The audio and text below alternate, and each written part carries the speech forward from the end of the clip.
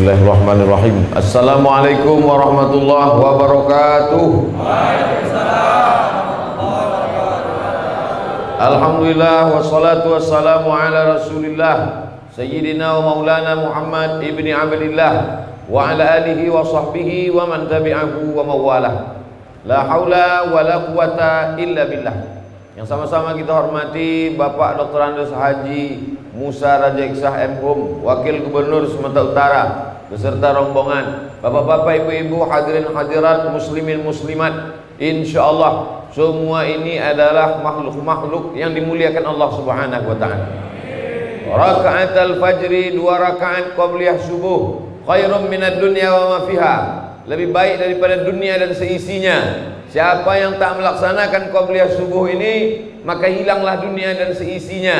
Siapa yang melaksanakan qabliyah subuh, dia sudah mendapatkan dunia dan seisinya. Jadi kalau ada orang yang tidak melaksanakan qabliyah subuh, datang ke masjid langsung sholat subuh, maka dia boleh melaksanakan qabliyah subuh itu setelah sholat subuh. Saking pentingnya qabliyah subuh. Kalau qabliyah subuh itu lebih baik daripada dunia dan seisinya, apalagi sholat subuhnya. Mudah-mudahan kita termasuk yang istiqomah melaksanakan ini insyaallah. Amin ya rabbal alamin. Malam tadi saya diberikan kehormatan, kesempatan menyampaikan tausiah di kediaman Bapak Wakil Gubernur.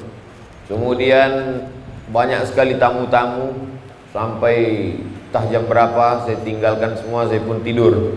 Lalu kemudian subuh ini saya langsung izin, mau permisi, mau pergi pengajian, langsung tidak bertemu lagi dengan Bapak Wakil Gubernur. Saya pikir beliau tidak ada undangan, tidak ada jemputan, tidak ada janji.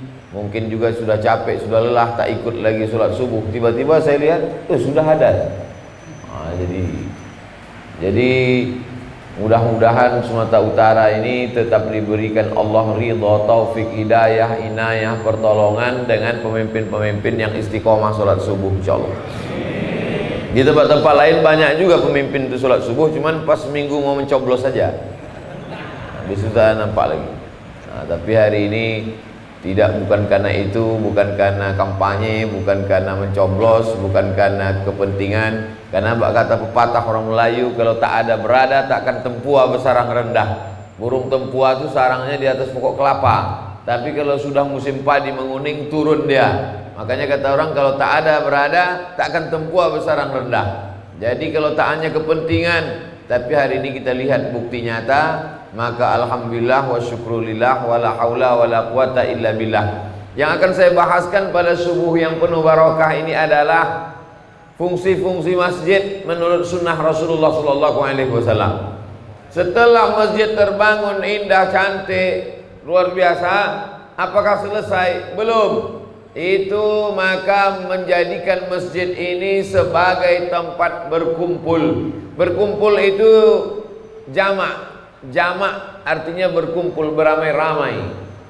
Sholat zuhur yang dikumpulkan dengan sholat asar disebut dengan sholat jamak, dari 3 huruf, jin, mim, jim, mim, ain, jamak. Maka itulah asal kata al-jami'ah. Al-jami'ah itu diambil dari kata jamak, berkumpul. Makanya universitas itu bahasa Arabnya al-jami'ah, karena di situ berkumpul beberapa fakultas, berkumpul beberapa jurusan, berkumpul beberapa orang dosen mahasiswa, maka disebut dengan al-jami'ah. Hari tempat berkumpul itu disebut dengan hari al-jumu'ah. Idza nudiya lis-salati min yaumil jumu'ah, karena di situ tempat harinya berkumpul, Jumat. Dan masjid ini pula saya lihat ditulis dengan nama Masjid Al-Jami'ah, berkumpul. Tak lagi kita lihat mana suku bangsa, ada orang Jawa, ada orang Minangkabau, ada orang Batak, ada orang Mandailing, ada orang Karo, ada orang Melayu. Tidak lihat lagi asal usul kampung halaman, tapi yang dilihat adalah kita berkumpul di sini. Kalau sudah masuk ke dalam masjid, wa annal masajida lillah, masjid ini punya Allah, milik Allah, maka kita tak pernah ada menyebut masjid itu atas nama suku. Masjid At-Taqwa Mandailing, yang Jawa tak boleh masuk. Pernah ada begitu? Tak ada. Maka yang dilihat adalah Al-Jami'atut Taqwa, masjid yang mengumpulkan banyak orang. Dan masjid ini sudah berhasil mengumpulkan banyak orang. Tadi Bang Ijek sempat nanya berapa lama masjid ini dibangun? 10 bulan. Berapa biayanya? Tak tahu. Kenapa pula masjid? Biasanya kan ada anggarannya, targetnya berapa biayanya. Karena orang datang saja berkumpul, ada yang datang menyerahkan semen untuk cor lantai, ada yang datang menyerahkan keramik, ada yang datang menyerahkan kubah. Akhirnya orang berkumpul, dan jamiah itu adalah berkumpulnya orang dalam berbuat baik. Wa ta'awanu 'alal birri wat taqwa wa la ta'awanu 'alal ismi wal 'udwan. Dan bangunan masjid itu sendiri adalah berkumpulnya beberapa model. Ada kubah, ada mihrab tempat imam, ada dinding, ada lantai, ada tiang, ada pintu, ada kosen, ada jendela. Maka berkumpullah bangunan, berkumpullah berbagai macam suku, berkumpullah berbagai macam model tipe orang manusia, tapi niatnya cuma satu, lillahi ta'ala. Sesuatu yang tidak karena lillah, dia akan tereliminasi, dia akan tercampak dengan sendirinya. Karena orang yang ke masjid ini semuanya berdasarkan lillah. Usolli fardhu subhi raka'ataini adaan ma'muman lillahi ta'ala. Nawaitu shawmawadin adai fardhi syahri ramadhan hadis sanati lillahi ta'ala. Labbaik Allahumma labbaik, labbaik la syarika lak labbaik. Semua yang bukan karena Allah, maka dia akan tercampak, akan terbuang dengan sendirinya. Begitu juga niat menjadi jamaah, niat menjadi pengurus, niat menjadi penceramah, niat menjadi pejabat, niat menjadi orang yang ikut membangun masjid. Karena kalau bukan karena Allah, berapa banyak saya sholat di masjid, hadir maulid Nabi, Isra Mi'raj, nuzul Quran. Ini ketua masjid udah ganti. Udah Pak Ustaz. Bapak yang baru? Iya. Yang lama mana? Sejak pergantian tak pernah datang lagi kembali Pak Ustaz. Nah ini berarti bukan karena lillah, tapi karena ulah. Bukan karena Allah, tapi karena ada sesuatu. Maka Allah tidak suka diduakan. Allah tak mau kau jadikan dia ada yang lain selain dia. Maka dalam Islam kita diajarkan la ilaha illallah. Tiada Tuhan selain Allah subhanahu wa ta'ala. Maka ini amat sangat penting. Kalau tidak nanti rusak hati kita, bercabang niat kita. Makanya sebelum beramal sesuatu kita diajarkan ilahi anta maksudi waridhaka matlubi. Engkau saja yang ku maksud, tak ada selain engkau. Wa anta maksudi waridhaka, ridhamulah yang ku cari ya Allah. Orang kalau minta surga tak dapat ridha Allah, tapi kalau sudah dapat ridha Allah pasti dapat surga Allah. Makanya yang kita minta itu Allahumma inna nas'aluka ridhaka wal jannah. Ridhonya dulu baru surga. Ridho itu artinya senang hati. Orang kalau sudah senang hati semua dikasihkannya. Senang hati jamaah itu melihat pembangunan lancar, senang hati jamaah itu mendengar pengumuman itu transparan keuangan, senang hati jamaah itu melihat berkumpul semua, maka semua dia kasihkan. Jangankan duit Pak Ustaz, nyawa aku kasihkan. Banyak orang berkata begitu, nyawa aku kasih Pak Ustaz, duit tidak. Oh tak bisa. Artinya semua mesti kita kasihkan total. Ya ayyuhalladzina amanu, hai orang beriman, udkhulu fisilmi, masuklah kamu ke dalam agama Islam itu kafah, secara total, secara all out, berikan segalanya, tak ada berbagi kepada yang lain. Maka kita ini tak ada daya, tak ada upaya. Kita ini hanyalah seperti kulit telur ayam. Yang mau diambil itu ya isi telur ayam itu, putih telur ayam, kuning telur ayam, kulitnya itu akan dibuang. Begitulah kita ini, tak ada daya, tak ada upaya, tak ada apa-apanya. Kalaulah bukan karena kuasa Allah ditiupkannya roh ke dalam badan, maka kita ini tak dimuliakan Allah, tak dimuliakan orang, tak dimuliakan malaikat, tak dimuliakan jin, tak dimuliakan makhluk yang lain. Tapi begitu kita diisikan roh ke dalam jasad, maka mulialah kita. Fanafakhtu fihi min ruhi, kutiupkan roh ke dalam jasad. Faqa'u lahu sajidin, semua makhluk-makhluk bersujud. Asalnya hina, tanah, rendah, tak ada apa-apanya. Tapi kemudian ketika ditiupkan Allah roh ke dalam jasad, faqa'u lahu sajidin, semua malaikat-malaikat bersujud kepada dia. Padahal manusia ini asal muasalnya mimmaniyyi yumna, dari air yang hina, tak ada apa-apanya, tak ada kuasa, tak ada daya, tak ada upaya. Tapi begitu ditiupkan Allah roh ke dalam jasad, maka seluruh makhluk yang mulia, yang cahaya, yang terang benderang bersujud kepada makhluk yang hina. Itu menunjukkan kemuliaan Allah ada pada diri kita. Kalau kita jaga kemuliaan Allah, ihfazillaha yahfazka. Kalau kau jaga kemuliaan Allah, kau jaga hukum-hukum Allah, Allah pun akan menjagamu. Salah satu cara menjaganya itu dengan melaksanakan sholat subuh berjamaah. Ini poin yang pertama. Tadi saya mulai jam 5 kurang 5, sekarang jam 6 kurang 5, sekarang jam 6 lewat 5. Jadi setiap satu poin 10 menit. Itu maka dari tadi mata saya nengok jam. Waktu maghrib sekarang jam 6.41. Kenapa Ustaz tengok waktu maghrib? Kalau jam maghrib 6.41 maghrib, artinya kita jam 6.41 sudah boleh sholat sunat isyraq.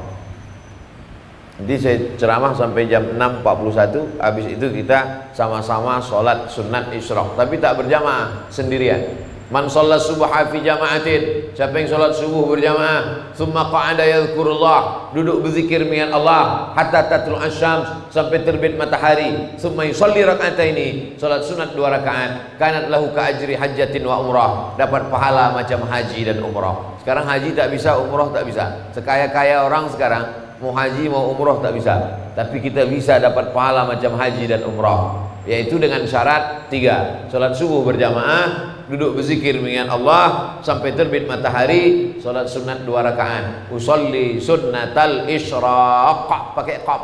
Usolli sunnatal isyraq rakaataini lillahi ta'ala. Ayatnya bebas, maka dapat pahala macam haji dan umrah. Ini dapat ustaz dari kitab apa? Kitab Sunan Tirmidzi. Nama penulisnya Imam Abu Isa ibnu Saurah At-Tirmidzi. Abu Isa ibnu Saurah At-Tirmidzi. Status hadisnya hadisun hasan. Hadis hasan, tak diragukan satu ulama pun tentang kualitas hadisun hasan. Maka kita laksanakan ini nanti insyaallah jam 6.41. Yang wuduknya batal, silakan perbaharui wuduk, boleh. Nah ini kita amalkan. Kalau bisa tiap hari bagus, tak bisa tiap hari, hari libur aja. Tak bisa hari libur pas Ustaz Somad datang aja. Apa lagi yang mau kita lakukan? Mau pergi ke Makkah tak bisa, mau tawaf sa'i tak bisa, mau umroh tak bisa. Takkan tawaf kita di Senayan, takkan tawaf di stadion. Nah, itulah sebab itu maka Allah itu maha adil. Dulu orang kalau dibacakan hadis ini, apa itu? Aku banyak duit bisa ke Makkah. Nah, sekarang pergilah kau ke Makkah kalau tak dibalikkan lagi kemari. Oleh sebab itu maka itu tandanya Allah itu maha adil, Allah itu maha kasih, maha sayang. Tak terlintas di pikiran kita bahwa orang kaya punya duit banyak tak bisa ke Makkah. Ternyata terwujud sekarang. Orang kaya duit banyak bisa tak bisa ke Makkah. Oleh sebab itu maka sholat subuh berjamaah, duduk berzikir dengan Allah sampai terbit matahari, sholat sunat isyraq 2 rakaat, kanat lahu ka ajri hajjatin wa umrah, dapat pahala macam haji dan umrah. Di ujung hadis itu 3 kali pula kata Nabi, tamah, tamah, tamah, sempurna, sempurna, sempurna, menunjukkan kesempurnaan ibadah. Maka ini kita laksanakan amat sangat baik, apalagi pada subuh yang penuh dengan keberkahan ini. Mudah-mudahan kita istiqomah sampai anak cucu insyaallah, amin ya rabbal alamin. Tapi seperti haji dan umrah, jangan yang udah store ONH diambil yang pula siang ini, cabut balik. Aku cabut aja lah, kenapa? Udah haji dan umrah pagi tadi. Seperti, maksudnya kelipatan pahalanya sama seperti orang haji dan umrah. Ini poin yang pertama. Poin yang pertama, membangun masjid itu susah, tapi membangun kebersamaan jauh lebih susah. Inna syaitan qad ya'isa an ya'budahul musallun. Setan sudah putus asa menengok orang sholat. Begitu setan nengok bapak sholat, setan langsung putus asa. Kata setan kepada kawan-kawannya, tan, aku bunuh diri aja lah. Aku putus asa udah menengok orang-orang di Jamiatul Taqwa ini udah sholat berjamaah. Setan putus asa melihat orang sholat. Walakin fit tahrish, ditanamkannya permusuhan. Sebelumnya dia menggoda bapak ibu, sembahlah aku, sembahlah pokok kayu, sembahlah patung, sembahlah setan. Tapi begitu ditengoknya bapak ibu sholat, setan putus asa. Tapi dia berubah menggoda. Menggoda dari mana? Fit tahrish, menanamkan permusuhan. Permusuhan antara makmum dengan imam. Aku sebetulnya mau sholat di Jamiatul Taqwa itu, tapi kenapa? Panjang kali ayat imam ini. Dipendekkan imam. Imam itu macam tak pandai aja, tak ada ayat yang panjang nampaknya hafalnya. Serba salah dibuat. Mulailah ada konflik, clash antara pengurus dengan jamaah. macam dia aja yang hebat. Ini kan demokrasi, kenapa tak turun-turun ketuanya? Sekretaris tak diganti-gantinya pula. Nampaknya mereka ini udah nepotisme. Tidak di masjid Jami' Taqwa, masjid-masjid yang lain yang jauh-jauh tadi mana-mana. Walakin fit tahrish, itu kerja siapa itu? Kerja setan. La'atiyannahum min baini aydihim, aku akan datang dari depan, wa min khalfihim, dari belakang, wa an aymanihim, dari kanan, wa an syama'ilihim, dari kiri. Datang dia dari depan, datang dia dari belakang, datang dia dari kanan, datang dari kiri. Itu kerja setan. Jadi kalau ada di antara jamaah ini suka mengompor-ngompori orang, datang dari kanan, datang dari kiri, datang dari depan, datang dari belakang, bacakan ayat kursi, Allahul qayyum la ta'khudhuhu sinatun wa la nawm. Insyaallah terbakar dia. Itu yang jadi masalah. Kalau yang menggoda kita ini jin, setan, kita bacakan ayat kursi, insya Allah lari dia. Tapi kalau kita bacakan ke jamaah ini, hafal pula dia dari kita lagi.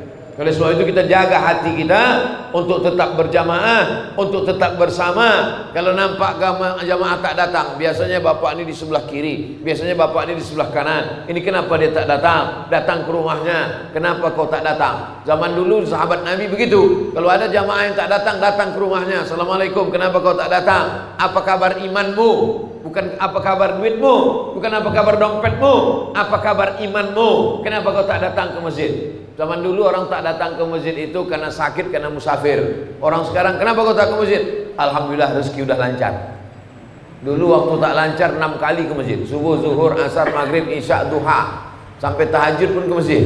Begitu lancar, mulai seminggu sekali sholat Jumat. Makin lancar, mulai setahun sekali. Idul Adha, Idul Fitri, itu pun masbuk pula. La haula wala quwata illa billahil aliyil azim. Ini yang pertama. Yang kedua, masjid itu dalam Islam bukan cuman untuk sholat saja, tapi selesai sholat Nabi duduk, lalu kemudian sahabat berkeliling. Bulatan lingkaran keliling itu namanya halaqah. Namanya halaqah. Halaqah artinya lingkaran. Karena waktu itu belum bisa tabligh akbar, tak bisa pengajian macam ini, karena suara itu tak lantang ke belakang. Beda sama zaman sekarang, sudah ada mikrofon, suara bisa ke belakang. Dan yang di sana pula ibu-ibu, tadi saya tengok satu barisan penuh. Cemana, jadi waktu saya lewat, cemana lah ibu-ibu ini nanti mau nengok pengajian begini ramainya. Rupanya dipasangkan pula layar, sana ada live, macam nonton Real Madrid Barcelona orang di sana. Nah, oleh sebab itu tidak ada halangan. Mau yang di dalam ada mikrofon, mau yang di luar ada layar. Yang tak bisa datang nonton streaming. Mau nengok dari dekat, ikuti kamera dekat. Mau nengok dari jauh, ada pula kamera jauh. Mau nengok dari kiri, ada pula kiri, ada pula dari kanan. Nah, ini semua tak ada lagi alasan orang sekarang untuk tidak mengaji. Tidak ada alasan orang tidak menuntut ilmu. Man salaka tariqan, siapa yang melewati suatu jalan, yaltamisu fi ilman, dia mencari ilmu di jalan itu, sahalallahu lahu bihi tariqan ilal jannah, dimudahkan Allah jalannya menuju surga. Man kharaja fi talabil ilmi, siapa yang keluar rumah dengan niat menuntut ilmu, fahuwa fi sabilillah, maka dia sama macam orang berjihad fi sabilillah hatta yarji'a. Kalau bisa tiap malam pengajian bagus. Senin malam Selasa akidah sifat 20, wujud qidam baqa mukhalafatul lil hawadisi qiyamuhu bi nafsihi wa daniyah qudrat iradat ilmun hayat sama basar kalam. Mantap. Selasa malam Rabu akhlak. Tak ada gunanya akidah mantap kalau tak ada akhlak, tak berbudi pekerti, tak berakhlakul karimah. Rabu malam Kamis tafsir surat-surat pendek, tafsir surat Yasin, supaya jangan hanya membaca Yasin tak tahu arti Yasin. Dari kecil baca Yasin sampai mati baca Yasin, udah mati dibacakan Yasin tak tahu arti Yasin. Apa arti Yasin? Tetangga Yasin namanya. Yasin sallallahu alaihi wasallam. Kenapa lah orang ini membaca Yasin sallallahu alaihi wasallam? Rupanya Yasin itu salah satu dari nama Muhammad sallallahu alaihi wasallam. Salatullah salamullah ala Toha, salatullah salamullah ala Yasin, Yasin Habibillah, Yasin Muhammad sallallahu alaihi wasallam. Wal Qur'anil Hakim, kitab yang diturunkan kepada dia. Innaka, engkau, Yasin Muhammad sallallahu alaihi wasallam. Wal Qur'anil Hakim, kitab yang diturunkan kepada engkau. Innaka, engkau ya Muhammad, laminal mursalin. Lamnya pendek. Yang latah lamnya panjang pula. Innaka la minal mursalin. Kau bukan nabi. Oleh sebab itu maka mengaji surat Yasin. Nah, jadi dulu saya di masjid gitu. Ada satu ustadz nih lain pula metodenya. Jangan baca-baca Yasin. Dari kecil sudah baca Yasin. Sudah tua tetap baca Yasin. Kalau saya tak begitu. Kita malam ini tidak lagi baca Yasin, tapi kita baca tafsir surat Yasin. Berapa ayat Pak Ustadz? Kita baca sampai jamaah mengantuk. Baca surat Yasin dari maghrib sampai ke Isya selesai. Dapat 5 ayat, 10 ayat. Habis itu sholat Isya berjamaah. Jangan buat pengajian ba'da Isya. Kalau saya buat pengajian malam ba'da maghrib. Kenapa begitu? Karena kalau ba'da Isya jamaahnya datang sesudah Isya. Duduk Ustadz, pasanglah pengumuman. Jamaah sekalian datang, Ustadz sudah terduduk setengah jam. Tapi kalau dibuat acaranya maghrib, maka jamaah datang jamaah 2 kali. Maghrib berjamaah, Isya berjamaah. Dan ceramah tak panjang-panjang. Dari maghrib ke Isya 45 menit. Sholat Isya berjamaah. Habis Isya Anda bertanya, Ustadz menjawab. Kirimkan pertanyaan beberapa hari sebelumnya ke nomor SMS berikut ini. Gitu, direkam kamera, lalu kemudian dibuatkan channelnya. Nama channelnya channel pengajian Jami'atut Taqwa channel. Jangan lupa subscribe, like, and share. Supaya apa? Supaya pengajian itu bisa diulang-ulang balik oleh jamaah. Tanya jawabnya itu dipotong-potong sehingga dia menebarkan kebaikan. Kalau tidak, ceramah ini hilang. Habis macam asap diembus angin, selesai, hilang. Memang sebagiannya ada yang mencatat, ada yang mengingat, tapi lupa. Jangan kan Bapak Ibu, saya aja lupa entah apa yang sudah saya cakapkan. Kayaknya kalau sudah pulang saya tonton balik. Oh, ini salah nih ceramah nih. Dalilnya tak salah, cuman nengoknya terlalu banyak ke kiri, lupa ke kanan. Diperhatikan balik.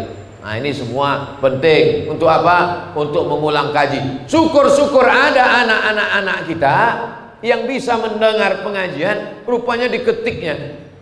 Pengajian Ustaz Somad itu diketiknya, rajin dia, diulangnya, ketiknya lagi, diulangnya, diketiknya lagi, diulangnya, diketiknya lagi. Akhirnya jadilah satu buku 500 halaman. Datanglah orang dari Jawa mengirim. Saya buka paket pos, titipan kilat. Saya tengok 500 halaman kumpulan ceramah Ustaz Somad, sudah dibukukannya jadi satu. Dia minta rekomendasi dan kata pengantar. Langsung saya rekomendasi, buku ini memang amat sangat layak. Saya sudah lama mau menulis, tak jadi-jadi. Mau menulis datang undangan, mau menulis datang corona, mau nulis datang COVID-19, mau nulis datang pula COVID 2021. Nauzubillah.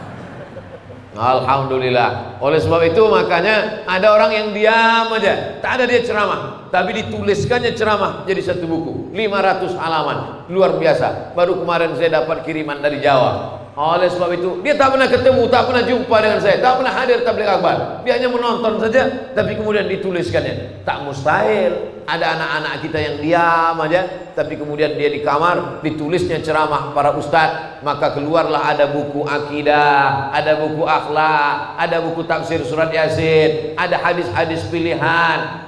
Hari Rabu malam Kamis malam Jumat tak ada pengajian. Kamis malam Jumat wirid Yasin, membaca Yasin. Macam kami tadi malam di rumah Pak Wakil Gubernur membaca Yasin ramai-ramai. Yasin wal Qur'anil Hakim innaka laminal mursalin. Man qara'a Yasin fi lailatin, siapa yang baca surat Yasin pada suatu malam, asbaha maghfuran lah, maka pada waktu subuhnya dia sudah diampunkan Allah. Seabdol-abdol, seelok-elok, sebagus-bagus, semantap-mantapnya baca Yasin itu tiap malam sebelum tidur malam. Tapi kalau tak sanggup tiap malam, malam Jumat aja. Nah, itulah makanya ada wirid Yasin, wirid. Masih di Jami'atut Taqwa ini masih ada wirid Yasin lagi. Alhamdulillah, di sebagian tempat udah tak ada lagi wirid Yasin. Kalian masih wirid Yasin? Udah innalillah Pak Ustaz, udah lama. Gara-gara apa? Gara-gara ada ustadz mengatakan wirid Yasin ini bid'ah. Wirid Yasin bid'ah, tak boleh wirid Yasin. Mengapa cuma baca Yasin? Kenapa baca Yasin bersama-sama? Mengaku sendiri ke telinga saya di depan saya, Ustaz Somad, dulu kami di sini ada tradisi wirid Yasin malam Jumat. Terus datang ustadz kemari ceramah, katanya wirid Yasin ini bid'ah. Akhirnya kami tak wirid Yasin lagi. Terus bapak pindah ke surat lain. Udah 2 tahun saya tak pernah buka Quran lagi Pak Ustaz. Tujuan ulama dulu membuat wirid Yasin itu bukan supaya kita baca Yasin terus, supaya kita itu sarana kumpul-kumpul saja. Lalu kemudian kita baca surat yang Yasin. Baca Yasin tak salah, tapi seumur hidup baca Yasin masalah. Baca Yasin pindah rumah baru tak salah, baca Yasin punya mobil baru tak salah, tapi baca Yasin seumur hidup masalah, karena Allah ada turunkan surat-surat yang lain. Oleh sebab itulah makanya anak-anak kita dibuatkan pengajian. Habis maghrib ke isya ada satu malam pengajian. Makanya maghrib mengaji. Di beberapa kabupaten, kota, wali kota, bupati, gubernur sudah pencet tombol. Berikut ini, mari kita saksikan pemencetan tombol program maghrib mengaji. Habis. Besok malam tak ada anak-anak mengaji, hanya untuk share saja. Oleh sebab itu maka kita buatkan program mengaji. Panggil adik-adik kita mahasiswa UIN Sumatera Utara, Fakultas Usuluddin, jurusan tafsir, qori, hafal Quran, atau Pak Imam kita sekalian, suara bagus, tajwid, qalqalah, gunnah bila gunnah, hebat pula suara, ada bayati, sobasikan, nahawan, jahar, karas, duduk. Bapak-bapaknya tak usah dulu ikut. Bapak-bapaknya buat pengajian khusus. Bapak mau sama anak-anak? Jangan Pak Ustadz, kami pengajian khusus. Oh, kenapa gitu Pak? Karena anak kami lebih tinggi pula dari kami lagi. Malu dia satu majelis sama anaknya. Tak apa-apa, kita balaskan dendam kesumat kita. Dulu saya muda tak mengaji, dulu saya tak baca Quran, dulu saya tak ke masjid. Sekarang anak-anak saya bawa ke masjid. Begitu. Ada juga sebagian orang tua ini tak begitu. Aku Pak Ustadz, dulu waktu muda tak ngaji, bodoh. Terus anakku mesti lebih bodoh daripada aku. Na'udzubillah. Membalaskan sakit hati kita adalah anak-anak kita masukkan program tahfiz. Kemarin Masya Allah, kemarin siang zuhur kami penandatanganan prasasti rumah tahfiz Al-Musannif di depan Masjid Al-Musannif. Nah, ini bagus. Jadi kalau ada rumah di sini, orang kaya duit banyak, rumah itu diwakafkan atau disewa, dikontrak dulu supaya anak-anak bisa rumah tahfiz, program tahfiz, store ayat-ayat pendek dari mulai juz 30 aja dulu. Juz 30, juz 29, lalu kemudian sampai baru balik ke pangkal juz 1, juz 2. Nah, begitu kalau rumah tahfiz ini. Rumah tahfiz ini macam rumah singgah atau anak di boardingkan, dipondokkan. Kenapa? Karena ada namanya the golden age, usia emas. Golden emas, age usia emas. Pada saat itu akalnya itu amat sangat kuat untuk menangkap hafalan. Kalau sudah tua macam saya nih, dulu kalau ada jamaah bertanya, dulu awal-awal saya pulang dari Maroko tahun 2007, 2008. Kalau ada jamaah bertanya, saya suruh tanya dulu, tanya semua. Habis itu baru saya jawab satu-satu. Zaman sekarang satu orang ngasih 3 pertanyaan, saya balik tanya, apa tadi nomor 1 tadi? Lupa. Barulah sadar rupanya memang betul. Dulu orang-orang tua kita lupa, heran kita, ketawa kita mengejek. Setelah kita betul-betul mengalami masa tua, barulah kita sadar rupanya kata pepatah kanaqshi 'alal ma. Belajar di waktu usia tua macam menulis di atas air, betul. Begitu ditulis hilang, begitu ditulis hilang. Tapi alhamdulillah kita bisa diingatkan lagi karena ada pengajian di handphone, bisa kita ulang-ulang balik. Otak kita ini Bapak Ibu sekalian macam tulisan di whiteboard. Sekali tulis tak nampak jelas, macam titik-titik. Sekali tulis belum jelas betul, macam pensil dia. 2 kali agak nampak, 3 kali makin nampak, 4 kali lebih nampak, 5 kali nampak betul, 2-3 kali makin 10 kali sobek kertasnya. Oleh sebab itu kita ulang berkali-kali. Udah diulang tak juga, jangan paksakan. Stres kita nanti. Memang disitulah rupanya kemampuan kita. Nah ini pengajian ini. Pengajian bapak-bapaknya wirid Yasin ada. Pengajian M3. Mantap. Apa nama pengajian ini? Pengajian M3. M3 sore habis asar hari Jumat. Apa itu M3? Emak-emak milenial. Nah, ini ibu-ibu ini mesti ikut pengajian khusus. Zaman Nabi dulu ada ibu-ibu minta pengajian khusus ke Nabi. Ya Rasulullah, kami ini malu. Kalau ada laki-laki ada pertanyaan-pertanyaan kami yang malu menanyakannya kepada engkau, maka bertanyalah mereka kepada Sayyidah Aisyah. Lalu kemudian dibuatkan pengajian khusus perempuan, sehingga masjid menjadi tempat penuntut ilmu, dan masjid inilah cikal bakal universitas. Jadi dalam Islam itu lebih dulu masjidnya baru universitasnya. Beda sama sekarang, universitas berdiri megah tegak, pas mau sholat kita bertanya, ada masjidnya Pak? Mohon maaf, masjid belum berdiri. Masjid pula belakangan. Kalau zaman dulu enggak, masjid dulu, setelah masjid barulah dia berubah menjadi universitas. Dulu Universitas Al-Azhar itu istrinya cuman halakoh-halakoh aja, lingkaran. Di sana ada halakoh tafsir, di sana ada halakoh hadis, di sana ada halakoh tauhid, di sana ada halakoh akidah, di sana ada halakoh ilmu kalam. Akhirnya menjadi universitas tertua di dunia. Tempat saya di Maroko pun dulu itu juga masjid. Nama masjidnya Masjid Qarawiyyin, lalu berubah menjadi Universitas Qarawiyyin. Di Zaitunah Tunisia itu pun awalnya juga masjid, namanya Masjid Zaitunah, lalu berubah menjadi Masjid Zaitunah, jadi Universitas Zaitunah.